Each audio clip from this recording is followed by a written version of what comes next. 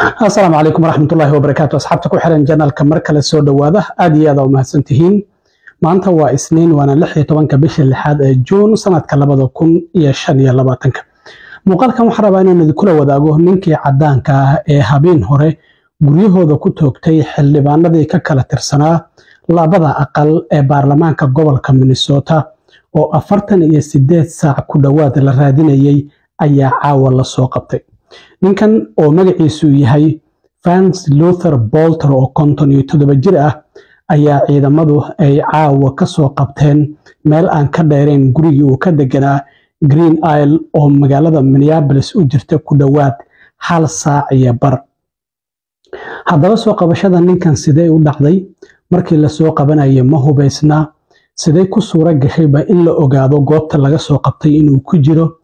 gaarigii booliska uu soo ekeysiyay oo guriga xildhibaanadii uu dilay uga hortagay maxaa laga helay sidoo kalena waan idinla wadaagayaa gudoomiyaha gobolka iyo mas'uuliyiinta kala duwan ee ciidamada booliska oo shir jaraa'id qabtay isla markaana xaqiijiyay soo qabashadiisa dacwadaha uu wajahayana maxay yihiin arrimahaas oo idil ayaan idila socodsiinayaa balse marka hore soo dhawaada ninkii cadaanka ahaa ee Vance Luther Bolter oo 57 jirka ah habeen horena guryahooda oo ku kala yaala Champlain iyo Brooklyn Park ku kala toogtay laba xildhibaan oo ka kala tirsanaa aqalka sanadka iyo aqalka wakiilada ee baarlamaanka gobolka Minnesota iyo waliba lamaanayaashoodii labana ay badbaadeen labana ay dhinteen ayaa ku dhawaad 48 saac markii la raadinayay caawa gacanta lagu soo dhigay ninkan waxaa laga soo qabtay degmada la yiraahdo Sibley County meel aan ka dheerayn gurigii uu ka deganaa Green Isle waxaa la leeyahay 8 ilaa 10 mayl ayuu u jirtaa guriga uu deganaa halka laga soo qabtay ninkan waa uu baxsaday subaxnimadii Sabtida markii dilkaasi uu geystay gurigii Minneapolis uu ka deganaa oo maalmaha uu yimaado isaga iyo niman saaxiibadiisa ay wada deganaayeen ayaa markii dilka uu geystay intuu tagay dharkii ciidamada booliska oo uu watay iska siibay ayuu dhar caadi ah oo shacab gashtay markaasi kadibna uu baxsaday haddaba faahfaahinna dheeraad ayaa waxay ka soo baxayaan qaabka caawa loo soo qabtay yaa gacan ka geystay in la soo qabto iyo sidoo kalena gaarigii booliska u ekaa oo guriga xildhibaanada uu dilay hortiisa uga cararay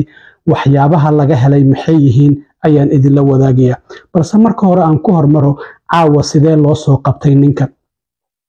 ninkan waxaa la leeyahay horta waa uu hubaysnaa marka la soo qabanayay ciidamaduna waa ay ogaayeen ninkan inuu hubaysan yahay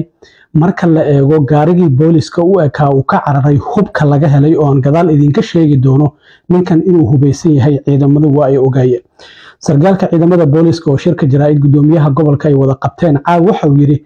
baadi goobkii ugu ballaarnaa ee taariikhda gobolka Minnesota soo mara ayaan sameynaynay labadii maalmood ee la soo dhaafay 20 ka tirsan ciidamada SWAT teamka ayaana ku howl lahaa oo baaritaankan qayb ka ahaa oo Minnesota qaybaheeda kala duwan ka yimid oo waliba aad u hubaysan qalabka kala duwan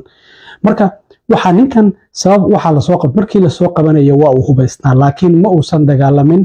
wax rasaasa ma aysan dhicin isaguna soo maridin ciidamaduna ma aysan ku ridin waxa la leeyahay ku dhawaad muddo hal saac iyo bar ah ayay isha ku hayeen oo ay ogaayeen halka uu ku jiro sidee ku ogaadeen waxa la leeyahay qof kamid ah shacabka ayaa la soo xiriiray oo kaamara qofka dadka qaar waxa jirta haday meel beesha laga soo qabtay meel beerala ay yahay beerahooda kaamara ay ku xirtaan hadii la soo galo si ay u ogaadaan marka qofkaasi shacabka ayaa kaamaradii ka arkay ninkan oo meeshaasi maraya sawirkiisa booliska ayuuna sidaas ula soo xiriiray aagiyo dhan marka ciidamadu waa ay hareereeyeen Bolter marka waa lala hadlay codbaahiyaal ayaa lagu la hadlay waxa la yiri waan ku ognahay inaad halkaasi ku jirto waana kugu hareereysanahay si aad ku baxsan kartana ma jirto marka waa inaad isi soo dhiibtaa hal saac iyo bar ay ishi ku hayeen oo ay ogaayeen goobta uu ku jiray markii dambe waxa uu go'aansaday in uu soo garguurto waxa la yiri soo garguuro sidaas gaari ciidan oo u dhawaa ayuu u yimid waana la jeebeeyay sawirkan ayaana laga qaaday markii la qabtay oo indhihiisa aad u maleysaan inuu banaxsan yahay sawirkaasi ayaa laga qaaday marka waxa la leeyahay si uusan xabadi ee samaba dhiig ku daadan ayaa loo soo qabtay isla markaana sidaasi ayaa gacanta loogu soo dhigay marka ninkaasi soo sheegay FBI du lacagtii ay ballan qaatay oo $50,000 ahayd in uu heli doono ayay u badan tahay maadaama ninkaasi kaamaradiisa mobilkiisa ay ugu xirneyd markuu dhaqdhaqaaqa arkay ninkana wejigiisa uu aqoonsaday sidaasi uu ciidamada ula soo xiriiray ciidamaduna aagii gebi ahaanba ay hareereeyeen sidaasina lagu soo qabtay marka sidaasi ayaa gacanta loogu soo dhigay Minneapolis ayaa loo soo qaaday marka waxaana uu wajihi doonaa dacwado isugu jira heer gobol iyo sidoo kalena kuwa federaal ah sidaasi ayaa horta soo qabashadiisa ay u dhacday maanta duhurnimadii waxaan ogeyn gaari uu Minneapolis uga baxsaday oo Buick ah in laga helay wadada highway 25ka iyo waliba koofidii cowboy boyga uu watay koofidaasina waa la soo helay marka gaari afar daaqadla ayuu ahaa oo Buick waxyaabaha laga helay ilaa hadda boolisku ma aysan sheegin gaarigaasi oo loo malaynayo in gaarigii oo Minneapolis markii uu dilka geystay uga baxsaday ay tahay marka waa la soo toogareeyay gaarigaasina waa la soo jiiday isagana baaritaan ayaa lagu sameynaya kulay waa lagu sameeyay wixii laga helay ilaa hadda ciidamadu ma aysan faahfaahin aan u soo laabta marka habeennimadii soo aroortii sabtidii markuu dilalka geysanayay ninkan oo senatorka la yiraahdo John Hoffman iyo xaaskiisa Yvette oo ku dhaawacay guriga ay ka deganaayeen Chaplin ninkan dharkii ciidanka booliska ayuu watay bastooladii taserkii badgekii iyo gaari boolis oo nalalkii booliska la xitaa taargadiisu ay boolista waa gaarigan aad arkaysaan marka guriga xildhibaanada Melissa Horman iyo saygeeda Mark markii uu dilay waa kuwii ciidamada u yimid isagoo loo maleynaya xitaa markaas inuu dilka soo geystay oo guriga banaankiisa taagan ciidamada booliska isagana ay rasaas weydaarsadeen markii boolisku ay gabadeen guriga intuu galay ayuu erida dambe ka baxay markaasna waa uu baxsaday marka gaarigii uu ka cararay oo nalalka booliska ay ka shinaayeen gaari boolisna u ekaa markii la baaray waxyaabo fara badan waa tii laga helay liiska waa tii laga helay magacyo 70 qof oo xildhibaano dimuqraadi u badan oo Ilhan Umar iyo labada senator oo Congress-ka Mareykanka ee Minnesota laga soo doorto Amy Klobuchar iyo waliba Tina Smith waa tii laga helay marka kadib waxaa jirta sidoo kalena goobaha caafimaadka ee haweenku ay ilmaha isaga soo ridaan sidoo kalena waa laga helay marka ninkan ilma iska soo ridida inuu ka soo horjeeday ayuu u badan tahay arrin asaga iyo xaaskiisa qusaysa bas waa waxyaabo kale ilaa hadda lama ogo arrintaasina waa ay jirtaa waliba ninka saaxiibkii oo Minnesota guriga uu kula noolaa waxa uu sheegay in ninkaasi Trump uu codeeyay doorashadii u dambeysay sida muuqata marka waraaqaha ayaa xitaa laga helay No Kings ay ku qoranta marka Trumpna waa uu codeeyay mudaharaadkaas sabtidii looga soo horjeeday Trump siyaasadihiisa oo No Kings ay ku qorantahay Mareykanka boqortooy ugama baahnina sidoo kalena waa tii lagu arkay gaarigiisa laakiin waxyaabaha lagu arkay waxa kamid ah gaariga Ford Explorer-ka uu booliska u soo okeysiyay oo guriga xildhibaanada uu dilay uga hor cararay 3 qori oo AK-47 ayaa laga helay rasaas ayaa laga helay waxa sidoo kale laga helay bustoolad markii uu cararayay waxa loo maleynayaa bustooladii xildhibaanada iyo seegeeda uu ku dilay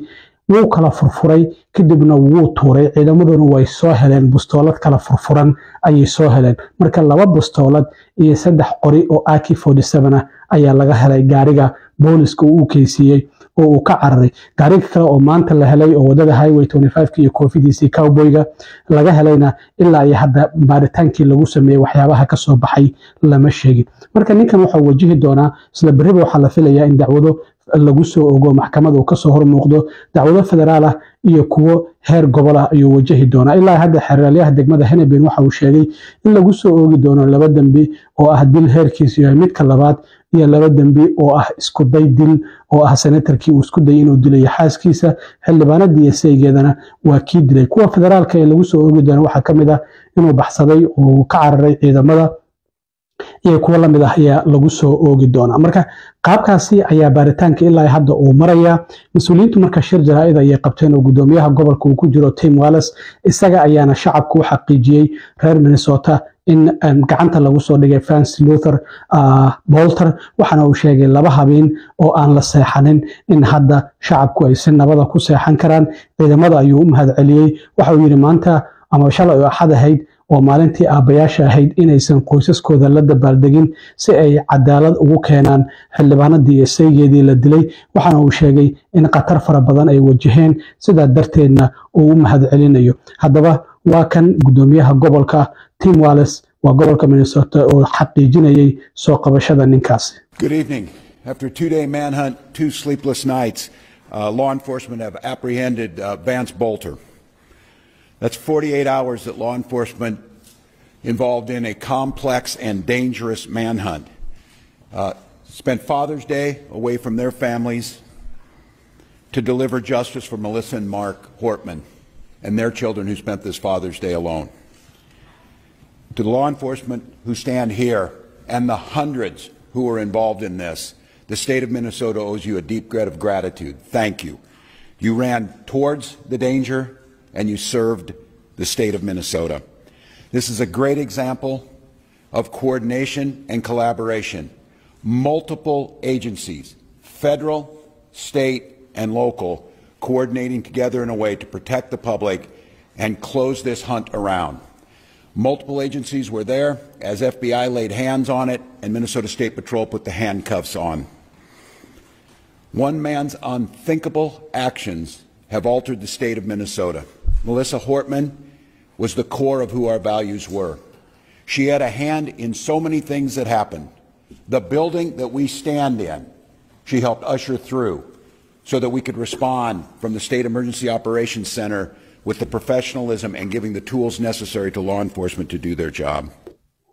aad iyo aad u mahadsantihiin asxaabta waxyaabaha kale ee soo kordha haddii aan leedmo waa idila soo socodsiin doonaa intaan mar kale kulmi doono waa saaxiibkiin cilmi waaro idinla sidaa iyo nabadgelyo.